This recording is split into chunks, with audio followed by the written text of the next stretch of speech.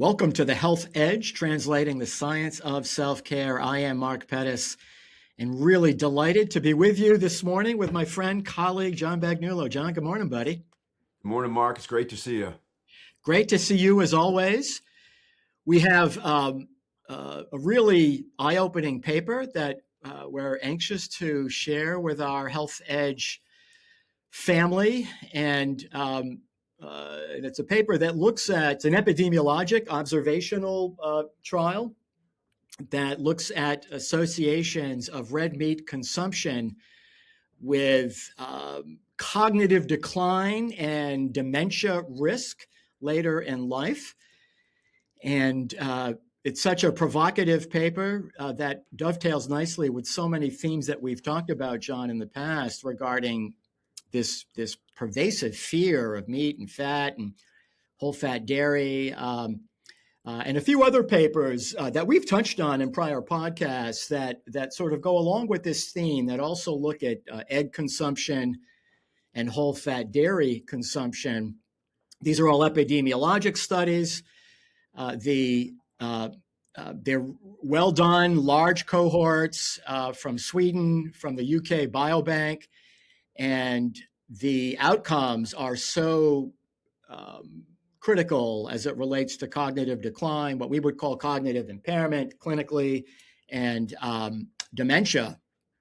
Alzheimer's being obviously one of the more common diagnoses, but dementia also has other causes like vascular, as one sees with hypertension, and that's vascular disease is a concern with red meat and high fat dairy and eggs. And so these papers certainly paint a very, very different picture with respect to risk and benefit. And so it'll be fun to look at that. And I'm always intrigued, John, when I see the sort of the conventional thinking, which we enjoy challenging, and sort of continue to gain traction with studies coming from, some of the best journals on the planet. Yeah, absolutely, Mark. And again, this study is, it's incredible in so many ways, especially when it really dives into what we would consider to be the highest risk population, right, for Alzheimer's, those who have that ApoE, either 3,4 or 4,4 genotype. Most people, as you know, who get that genetic testing done and learn that they have that, immediately go into a state of heightened concern, sometimes anxiety. They feel that Alzheimer's, they're destined for it, and many of these individuals learn that they have that, but they also realize that they have relatives maybe that developed Alzheimer's, and so it's at the front of their mind. And the mantra that continues to be put forth is, the no red meat, low saturated fat, all those things that, you just mentioned. So, I think this paper is phenomenal on a couple levels. One is it looks at that highest risk category, which, I think is going to help a lot of people who have that genotype. And then it's so recent, this is coming out, this is a 2026 paper. This is incredibly recent. And as you said, I think it's a 15-year follow-up. 15. It's 15. Yeah, it's a significant follow-up. But with all that being said, you and I are aware that I think you just mentioned, data from the UK Biobank has already shown this, right? And there's even data from the Nurses' Health study that predates that showed a similar level of protection. They didn't have it quantified quite like this more recent study, but we've known now for a while that if you displace grains with red meat, because that's another big thing that comes out of this paper. They start looking at what happens when the red meat displaces other groups of foods. You displace grains, cereals, anything that has a high carbohydrate density, then the risk reduction becomes even more magnified. So that's what I love about this. I think that the authors and the investigators of this paper did a phenomenal job. I mean, they even looked at serum B12. They almost use that as a surrogate marker, right, for absorption and for maybe another micronutrient that was playing a role in all of this. But there's just so many so many subtleties to this paper that make it just an outstanding, almost a landmark paper, I think, with respect to red meat and I would say neurological health.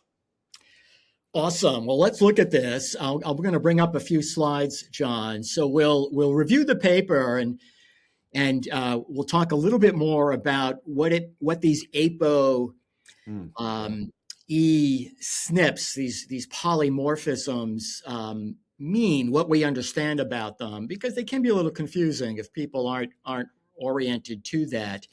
As you say, they do. It's really the only genetic marker acknowledged to be associated with Alzheimer's. But there are as we'll look at that data, having that SNP, that haplotype, surely does not predict that you're going to get Alzheimer's. And then, as we'll share, there are many. We'll end with some great bullet points that you put together from your most recent Substack. And I say this every recording, John. If anyone out there listening hasn't subscribed to John's Substack, you're missing a huge opportunity. This is thank you. Thanks a lot, Mark. Appreciate it. Very economical. Talk about value. And to have, I know you well enough, John, that when I'm reading what you're writing, I can hear your voice, and it's it's like having a consultant there guiding you each week. So just really great stuff.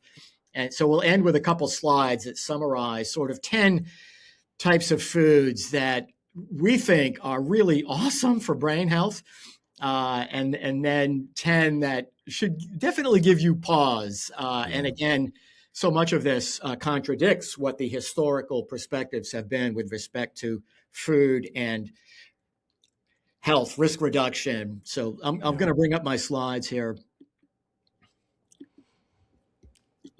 Mark, as you bring those up, one thing that's really cool that the authors point out, and it's presented more as a theory, but it'd be something, I think really interesting for you and I to kick around.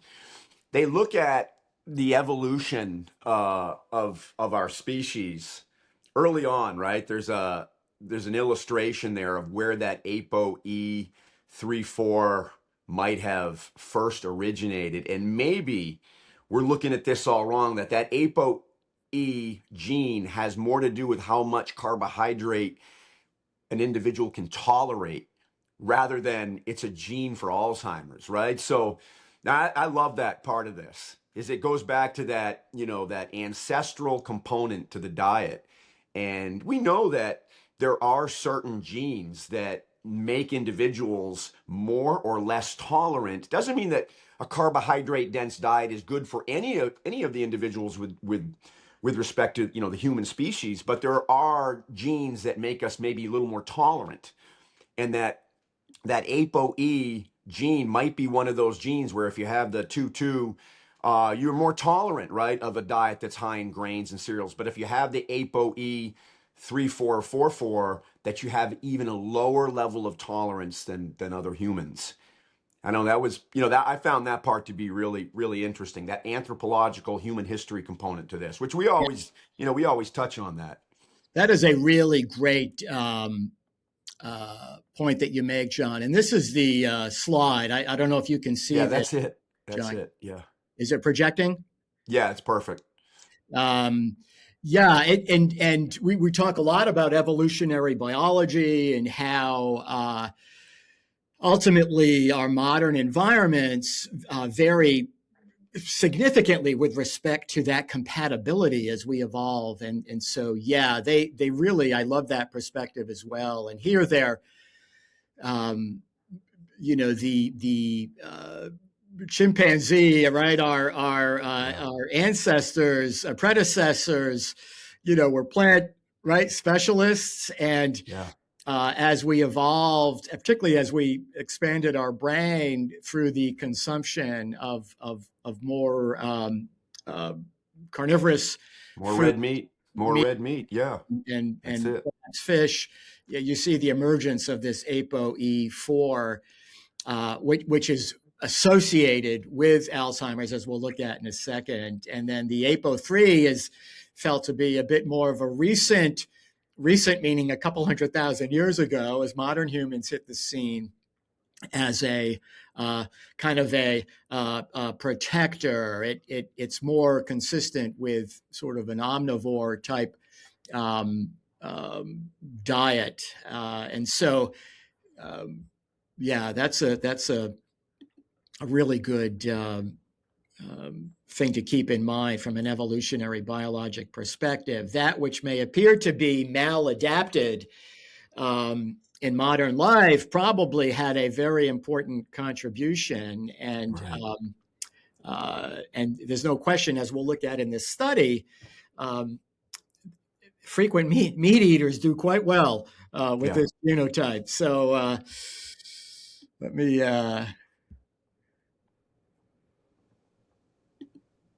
there we go. I'll just bring the slides back up, John, and we'll look at this study in a little more detail.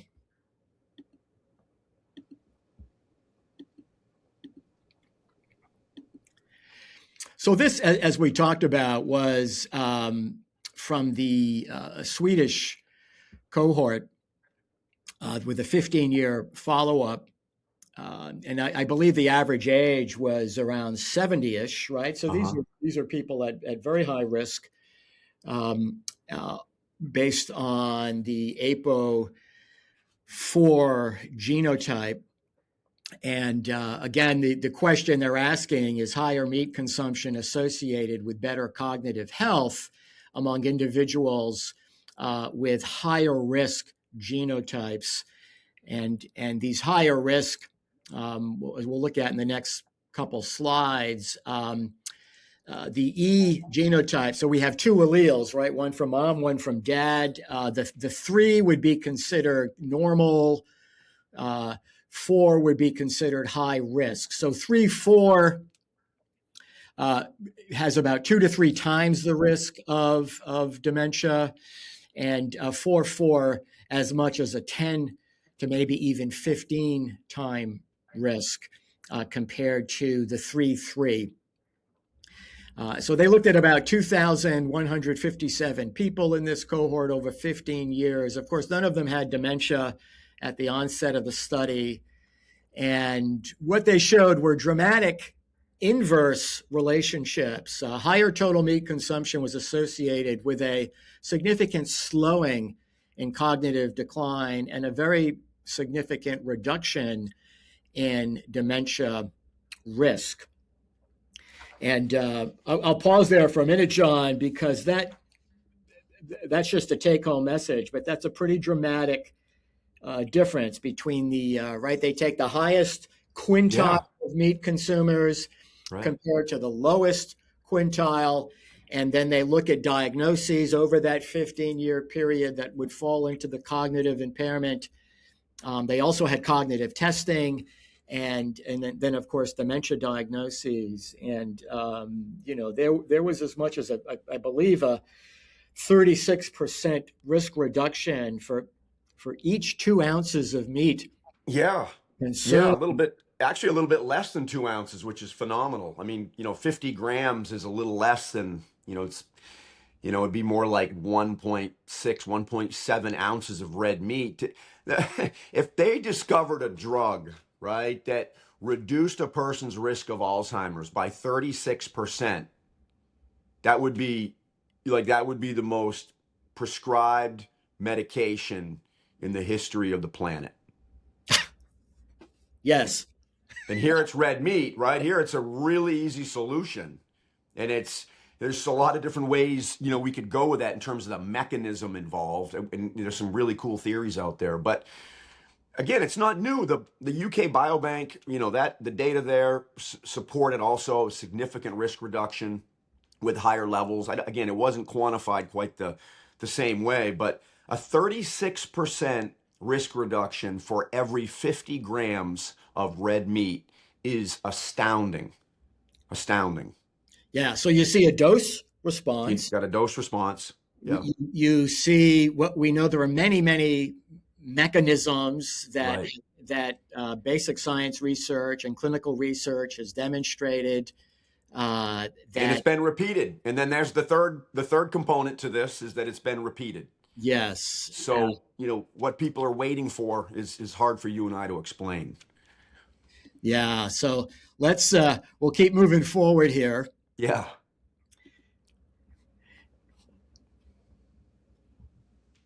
And just very briefly, this ApoE gene, right? This is the strongest genetic risk factor for late onset Alzheimer's disease, with this ApoE4 variant increasing the risk and lowering the age of onset. APO2 tends to be protective. You don't see that quite as much. And the current thinking, there's still so much that's not well understood, but ApoE is associated with right these amyloid plaque accumulations, these tau, these structural changes, and most importantly, neuroinflammation.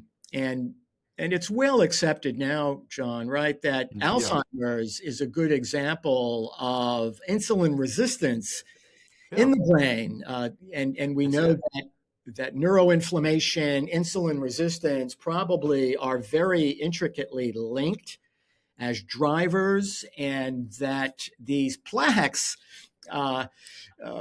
may be more a response to an inflammatory insulin resistance state more than they are sort of causal with respect to the dementia itself. It's like implicating the ambulance is the reason for the car accident, Right. when in fact the ambulance is there to respond to the crisis, right? Yeah, absolutely. And I believe that at some point we'll start to connect the dots more as a system, right? Everybody right now still operates in a silo, right? You have one area of research or medicine that, again, believes it's mostly genetic, another that'll believe it's mostly microglial. But I think when you put it all together, to your point, so well said, it comes down to, at first, vascular changes due to the insulin resistance of the brain. I really think that's what this will come down to. As we know, vascular changes generally precede or upstream almost every chronic disease. Mitochondrial issues become, secondary to that. And then you have the neuron in a crisis state. And I think, just like you said, I mean, insulin resistance is at the root of every chronic disease, and I don't think this will be an exception. And when you look at this particular study and others that we've shared, they're not looking at just Alzheimer's. They're looking at all causes of dementia. And vascular Exactly. dementia is a very close second. Exactly. And you'll see often in people with Alzheimer's vascular change. So these are somewhat these are sort of descriptive categories, but I suspect there's a lot of overlap. So isn't it interesting that all of the things that we've been told to avoid with respect to vascular concern may in fact protect vascular health? And I do think it's important, as we always talk about, that quality is important. Quality of the meat, right? Quality of the fat, quality of the eggs. Not all red meat is the same. And this paper does make the distinction, importantly, that these benefits were not seen in processed red meat, which is a different beast. And so, not all red meat would be considered the same, right? No, and I think to that point, what's even more remarkable about this is that it's not as though the meat being consumed in this 15-year window of time by these participants, it's not as though this meat was grass-fed, right, pasture-raised. That this was, some of this meat, although it was less processed, right, it wasn't made into, something with nitrites and contained, nitrosamines. But that being said, that some of this meat was without question is going to be feedlot raised meat with higher levels of omega-6s to omega-3s, yet you still get this type of protective effect. Yeah. That, for our listeners who understand that message that just articulated, it's the quality is so important that I think the beneficial properties of red meat become even more magnified when you're talking about grass-fed meat. Yeah, that's a really great point, John. And when we conclude, we'll remind people, particularly at a time where people are concerned about inflation. There's so much need to be helping those in lower socioeconomic challenges, food insecurity. As you would say, John, a dozen eggs and a pound of ground beef is today still far and away the most economical value food that you could buy for your hard-earned dollar. Absolutely. And Absolutely. Coming back to the APO, just to sort of wrap up the ApoE piece, about 25% of people, this is the other really important thing from a public health perspective, John, is, about 25% of the general population will have an ApoE4 allele or SNP. I'm one of those people. I'm APO 3/4, so I have one 3 allele and one 4 allele.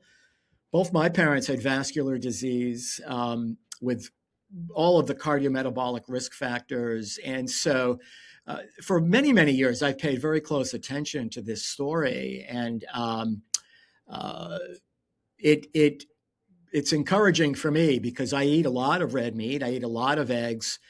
I would say, though my diet changes depending on how I'm doing and the time of year, kind of a paleo, low carb, high healthy fat would sort of best define the principles around which I consume. And a lot of those foods would give cardiologists and neurologists great pause. That makes me want to double down even more on that consumption. So this affects a lot of the general population. This is a very pertinent, we're not talking about a small segment of people here. No. So again, carrying two copies, the 4/4 has a tremendous increase in risk compared to the 3/3 variant. A 3/4, as we touched on, will double or triple the risk. And, ApoE4 is still not well understood. It is involved with lipid metabolism and cholesterol transport. And again,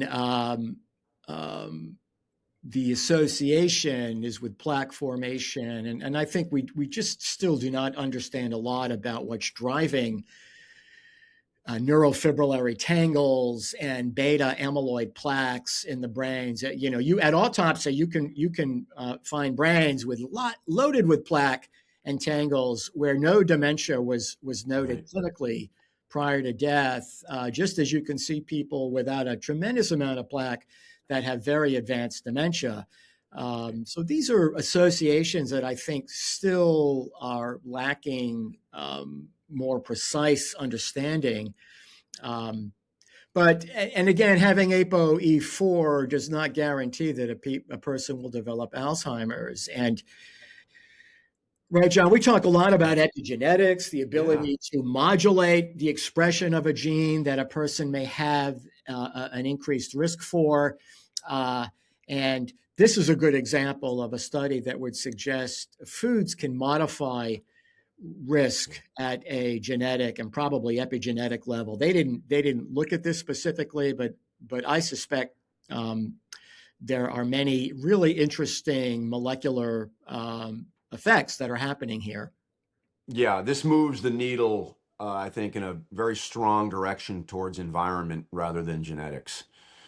As does this paper, and this is a 25-year. I mean, this is like what I'd consider to be almost a gold standard of clinical research. 25-year prospective cohort study.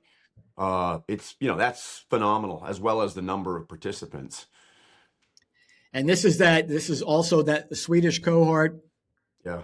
And you're looking at similar epidemiology, except in this case, you're comparing high fat dairy consumption with low fat dairy consumption and long-term risk of dementia. And so, right, similar theme here, John. Yeah. Yeah. You're You walk away with, I think, the value of dairy fat more than the dairy protein from this paper, right? The cream and the high fat cheeses carry that level of protection, not quite as significant as the red meat risk reduction, but still very significant, somewhere around 14 to 15%, I think, for every 50 grams of high fat cheese and or 20 grams of cream, right? So that's, again, that's very significant because 50 grams, it's less than 2 ounces of cheese. High fat cheese, when you get into the low fat cheeses or you get into the non-fat dairy, there really isn't any risk reduction. There's no significant difference. So that really speaks to the value of certain fatty acids, which I have strong theories about this. And it sounds funny for me to say as a as someone that really appreciates the science, but it's not like I'm immersed right now in research, but I do have strong theories around unique fatty acids that protect the mitochondria, which we could easily call essential fatty acids. I mean, the odd chain saturated fats that are 15 and 17 carbons long, because we don't make those and we rely entirely on our diet for those, and because of how important those are for mitochondrial function, could it be, and I would argue that it's likely, that not acquiring these fatty acids through your diet because you're following a low fat, low animal protein diet actually leaves you at a much greater risk for mitochondrial based diseases as you get older. The aging brain, if it doesn't get heptadecanoic acid and pentadecanoic acid, these really unique saturated fats, which by and large, as you know, Mark, you're only going to get those from red meat and dairy fat. So if individuals aren't getting those as they get older and the body can't make them, the mitochondria essentially start to break down. And that's where I think you see some of those classic signs. You just mentioned it, again, said so beautifully. You have a lot of people out there that don't have plaque formation, but have Alzheimer's, right? But what do we know about their mitochondria? Well, in most cases, whether it's dementia or mitochondria, or Alzheimer's, I should say, excuse me, the mitochondria just aren't producing enough energy to support neurological energy needs. So could it be that these fatty acids, because I think at the end of the day, I think red meat, and again, I think we'll learn more about it, but I think red meat is protective because it gives us unique saturated fatty acids.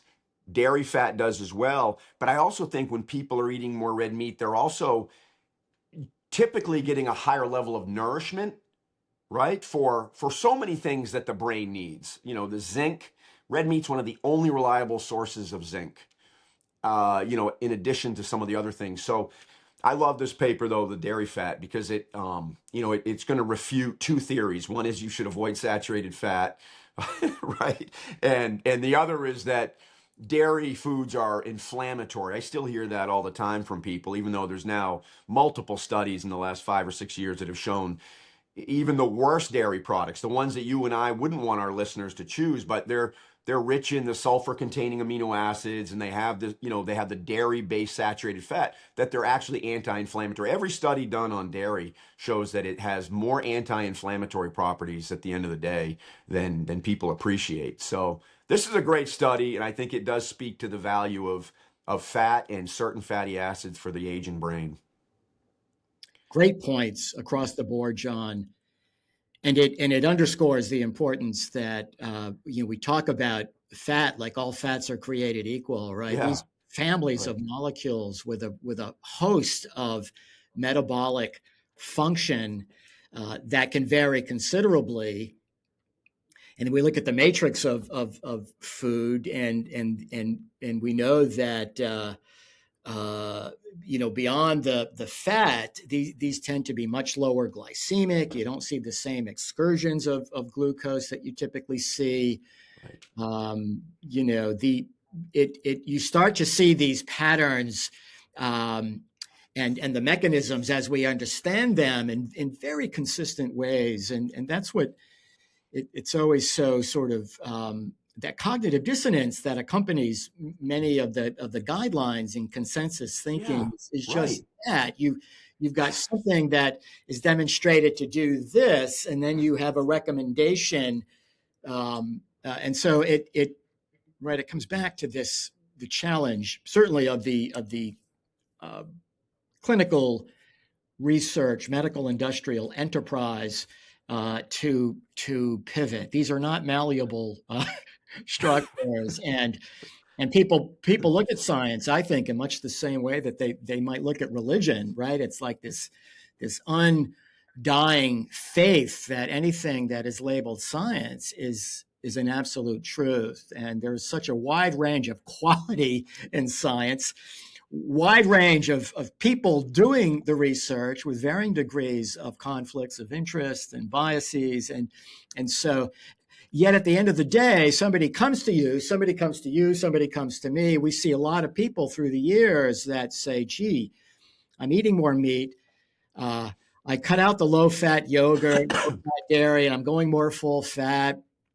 And I've lost weight, and my blood pressure is better, and here's my blood work, and you see their glucose is better, and their A1C is better, and their triglycerides are better, and their HDL is better, And they and feel better. and And they feel better.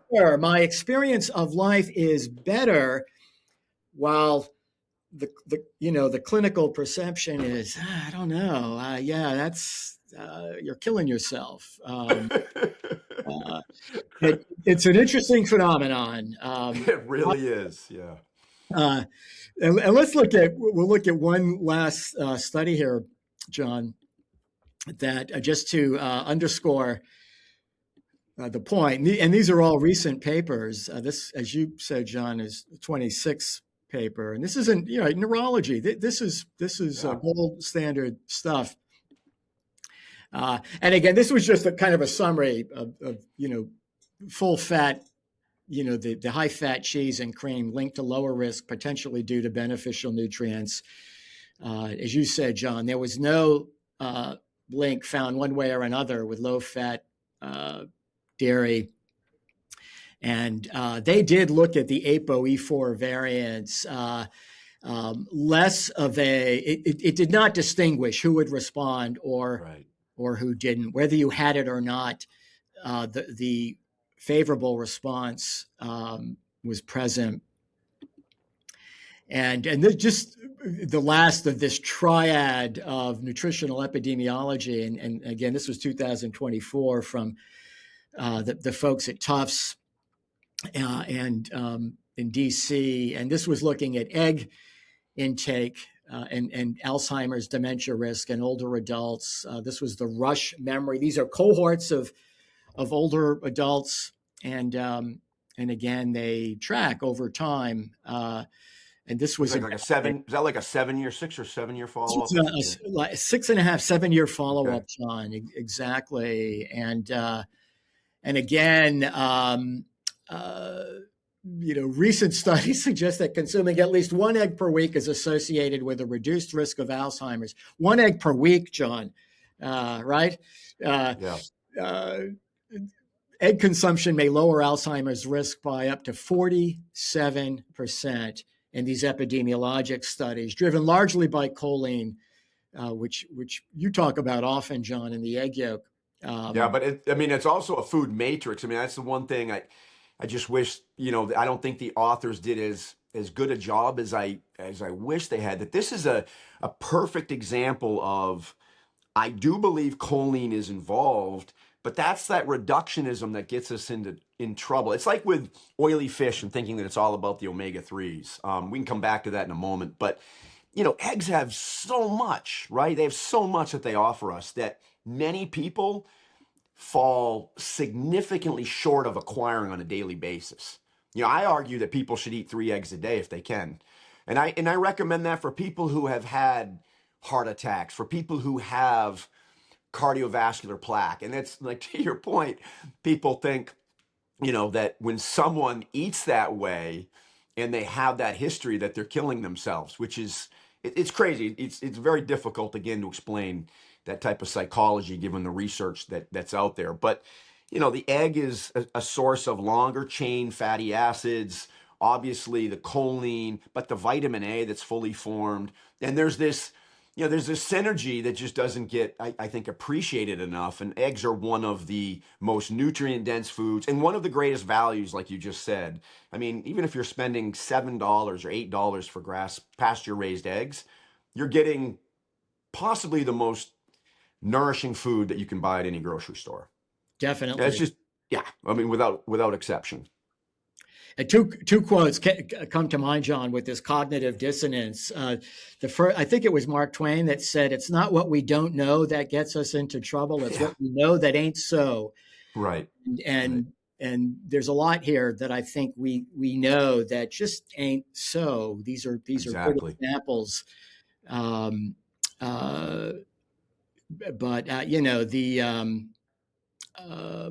I think all of the uh, drivers of health promotion, when you look at these foods, right, they all share, as you point out, the nutrient density, the mitochondrial nutrient benefits, the fatty acid profiles. There's something very important going on here. And then, of course, when we step it back from an evolutionary biologic perspective, um, and a biocompatibility perspective, it's hard to that anyone could suggest that these foods are not compatible with human existence. Uh, has a very limited historical perspective, and uh, Yeah. nor have they looked at this science in great detail. But Well, that's a big point, Mark. Biological compatibility, ancestral exposure. You take those two things into account for these foods, and how could someone not accept them as, being an important component to a, even if they want to say well-rounded diet, even if people want to still eat a lot of the foods that, we're going to advocate against, how could they not be included as part of a well-rounded diet? It's just, you can't make an argument. And then I'll go a step further and say, well, maybe it's because once you accept the inclusion of these foods, that undermines the entire cholesterol theory, which again, I could go on and on about this for hours. But now, if we accept red meat and we accept high-fat dairy foods and we accept heavy cream as being part of the solution rather than being the problem, well, so now we have to acknowledge the fact that just because a food raises our cholesterol levels doesn't make it a pathological food, right? That you're not going to, at that point, you're not going to operate off of this notion where if a food raises your cholesterol levels, and we, again, the pervasive thought is that if foods raise cholesterol levels, that they inherently raise your risk for heart disease and that they're promoting disease. But we know that's not the case. And so, again, accepting, let's just say, high-fat cheese, accepting cream as being part of the solution, whether it be to Alzheimer's, you're now going to have to accept it as being part of the solution to heart disease, which obviously, cardiologists like Ron Krauss and others have shown. So that to me is a big reason why this isn't going to be accepted as readily as you and I are, what we're puzzled by. The whole house of cards starts to come down when you say, you know what? Wow, saturated fats from animal foods are actually protective. Because, you just said it. It's not like heart disease and Alzheimer's are that different. At the end of the day, they have so many similarities. yeah, Yeah. yeah, well said. Let's and a good Yeah. last two slides to bring this home on, John, or I pulled from your Substack, and I Oh, love these. great. Great. And I'll ask you just to go through them, Yeah, sure. because when I look at these lists, we're talking about dementia and cognitive decline. And to the point that you just made, that dementia is really not that different from cardiovascular disease. These foods on the protective list will protect against any chronic complex disease. Absolutely. Prevent, and if you're dealing with a disease, you might reverse or modify that disease in a more favorable way. And if you have a genetic predisposition like an ApoE4, then via epigenetics and other mechanisms, you can take the cards you've been dealt and play them in a different way. That is a fundamentally different paradigm than what has prevailed. And so, John, just take us through. Yeah. I'm sure it took you about 14 seconds to come up with this list. Just a little bit longer because I was trying to come up with the numbers that would support these in this order based on what's out there in the way of research. But I would say that, largely what I feel you and I have been talking about today has been structural components provided by fats, right? So the types of fats that you get in the top 4 of this list are going to be integral to a healthy mitochondria, to the cardiolipin within the mitochondria. And that, again, the grass-fed meat, I put grass-fed in there because I feel very strongly it would be far more protective than your conventional meat. But that, again, I want to be clear, that was not, they did not look at grass-fed meat in the study that we led off this discussion with. That was just, unprocessed red meat, right? From all sources. So your gold standard would be to get pasture-raised or grass-fed meat. And it is more protective for those with, those ApoE alleles. It's about almost twice as protective as it would be if someone were ApoE2 or 2-3. So, that's worth noting. But that's number one. Number two would be ocean-going fish from what we call the pelagic family. These are all fish that look sort of like a bullet. If you picture what tuna looks like, sardines, mackerel, and then salmon would be somewhat of an exception. But these fish they're the only sources really of those odd chain saturated fats that I mentioned from the seafood family. Like, you're not going to get that 15 and 17 long carbon saturated fats from other members of the seafood food group, but they're good sources of those saturated fats. I don't believe it's the omega-3s. I think the omega-3s, it's a lot like you and I talk about with sunlight and vitamin D. Vitamin D gets the credit for everything, but it's really the sunlight. And I think it's the same thing here. I think those omega-3s are important, and absolutely they're going to add some of the protective benefits with this food group. But I believe it's much more than that, or we'd see better results from fish oil supplementation. I mean, fish oil supplementation has always failed to replicate what is seen when people eat fish twice a week, right? I mean, they don't match up. So that's, again, an example of that reductionism. But these oily fish are like the ultimate food matrix, a lot like the egg. They give us different types of fatty acids that are underappreciated. They also give us CoQ10. They give us creatine. Again, that pelagic family of fish it's not like, your white fish like cod and haddock. They give us nutrients that you just don't get in other members of that fish family. So they're number two. And then extra virgin olive oil. The thing that I always question with olive oil, is olive oil so protective because people that use the most of it don't use the industrial seed oils, right? They don't use the omega-6 rich oils.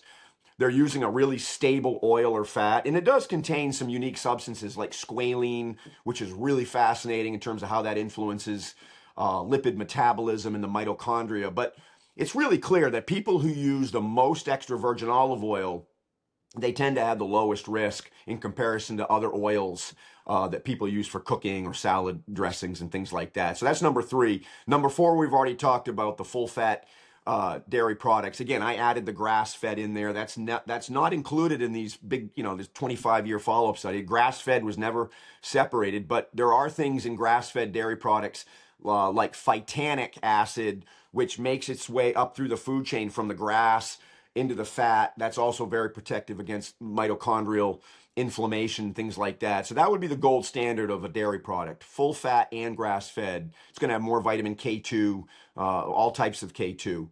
Then this is our first, I guess olive oil would be plant-based, but this is our first vegetable group. And I have real strong feelings about this group. I think that they're the most valuable addition to the diet as plants go.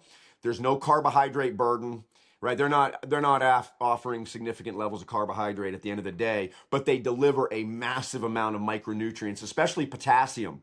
And you and I have talked in years past about the value of potassium in terms of being protective against cardiovascular disease, protective against cerebrovascular accidents. And I believe that at the end of the day, like we talked about earlier, there's always that circulatory component to these diseases, right? These micro vessels that are so susceptible to fluctuations in blood pressure, to limitations with how they dilate. And we know potassium really assists with all of that. It keeps blood vessels very elastic like. So that's where I think those greens really come in at that protective level. Because that's a pretty, again, they're very protective against Alzheimer's, much more so than any other plant-based food. And then there's a significant drop when you get down to small dark berries. They do have that, antioxidant, anti-inflammatory component. They have unique substances like anthocyanins, which have been shown to prevent microvascular changes as we get older. Turmeric and curry.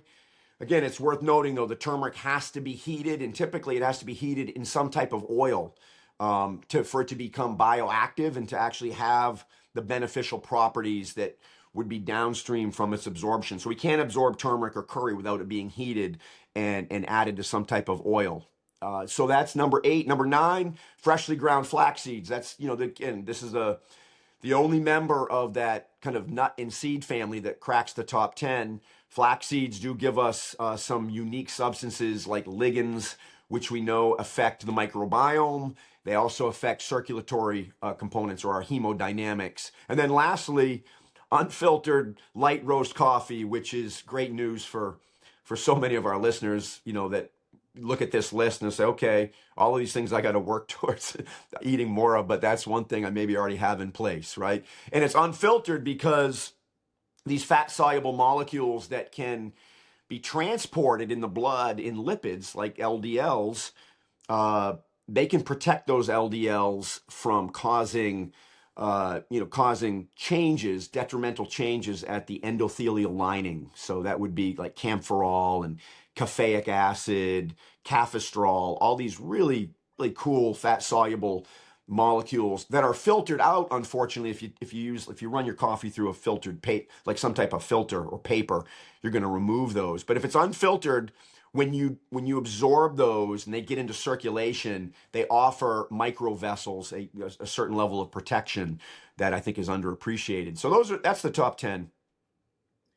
Awesome. That's a great list, John. And we'll end with the other end of the spectrum. And again, these are I could break these down, Mark, into 2 categories. They're either going to be really carbohydrate dense, right? They're going to have flour at the core of their ingredients, and then to make matters worse, they're going to be sweetened.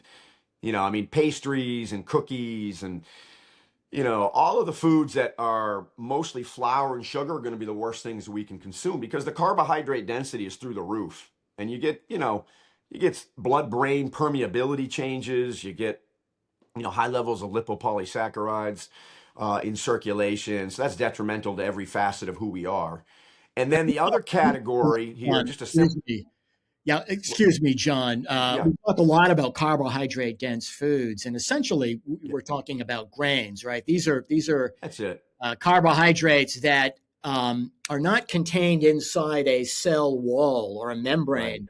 so they're freely reduced, rapidly absorbed, and even whole grains, though they are less processed, are very carbohydrate dense. And I think anyone wearing a continuous glucose monitor would be stunned at what a bowl of steel cut oats or a couple slices of whole wheat bread, right? Things that would get a heart healthy label are very highly glycemic. And this is what we need to be concerned about. Sorry to interrupt. Yeah, though that's a great point. That the way that those carbohydrates are metabolized because of that density compared to, let's say, the carbohydrates in a sweet potato, it's a night and day difference. Yeah. the impact. And so that, again, I want to just stick with this list here, but before I do that, I want to go back to the initial paper that you led in with, which is when those investigators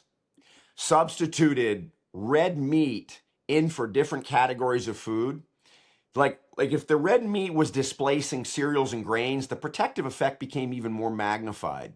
The only like carbohydrate source of carbohydrates that when red meat displaced it did not lead to further risk reduction was for tubers and root vegetables, right? So that's, to me, that's really cool because it's showing here's another Paleolithic food. Here's a food that does contain carbohydrates, but typically at carbohydrate densities in the teens, like 13 to 19%, not at 80 to 90% like those oats you mentioned. So the lower carbohydrate dense tubers, root vegetables, again, they contribute to some of our nutritional requirements without the downsides that, that are challenging us when it's cereals or grain based. So yeah, I digress on that. So that's carbohydrate density is a big one here. And you go down through this list, you see obviously candy. It didn't matter if it was chocolate based or not. All types of candy are going to increase someone's risk for Alzheimer's or dementia. Granola bars, I think so many people eat granola bars. They think they're better than, I don't know what they think they're better than, but granola bars are just a wolf in sheep's clothing when it comes to microvascular changes and inflammation. Okay, then the other component to this list, if it's not carbohydrate density, it's going to be oxidized lipids. That's the best way I could sum up, these other ones. Like when you look at heavily processed and spray dried, like powdered milk and powdered eggs, powdered cheeses, the cheeses that, come powdered in these little packets that people add to mac and cheese. Like when they dry those, the cholesterol in those foods becomes oxidized and it forms an oxysterol, which is like a big part of the etiology of heart disease. And we're going to learn later, I'm sure of it, that it's a component to Alzheimer's and dementia. Oxidized cholesterol is the enemy, not cholesterol per se, but when cholesterol is oxidized or damaged in the food processing, along those lines, that's when it really starts to contribute to the burden on microvessel health. So anything that is dried, has a long shelf life in the way of an animal protein is a concern. You want to eat minimally processed foods first and foremost, and that certainly includes all your animal foods. So that's why the unprocessed red meat is protective, but the heavily processed meat, the meat that's given a long shelf life, whether that be by chemical means or by some sort of drying process, that's a different story because you're oxidizing the lipids and you're destroying some of those fatty acids that are more beneficial. So, I think just keep the animal proteins to the minimally processed and they're going to be protective. Avoid all the carbohydrate dense foods and really use, berries and root vegetables for your carbohydrates. And it's a pretty straightforward path. Beautiful. That's a great go-to list just for principles, and I love the way you laid that out, John. Yeah, Well, it's fun. It's fun talking about this stuff on big picture levels.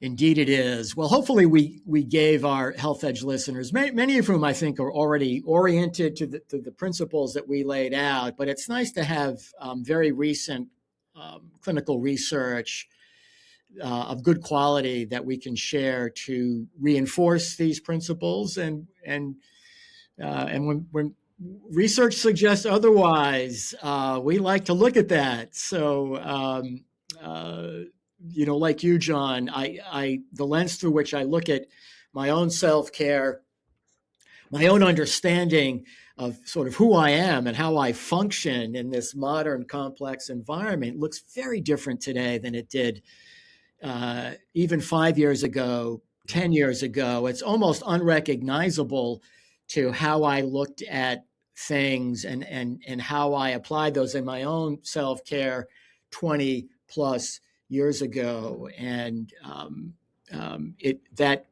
the importance of being open-minded and adapting, right? And we've brought out many instances where that's challenging in these institutional models of research and and education and information sharing. And so the N equals one, I think anyone, John, who takes a few lists of those foods that are concerning and substitutes them with a few on the list that are health promoting, and did that for as little as 4 weeks, they would notice something very significant, and that's the ultimate.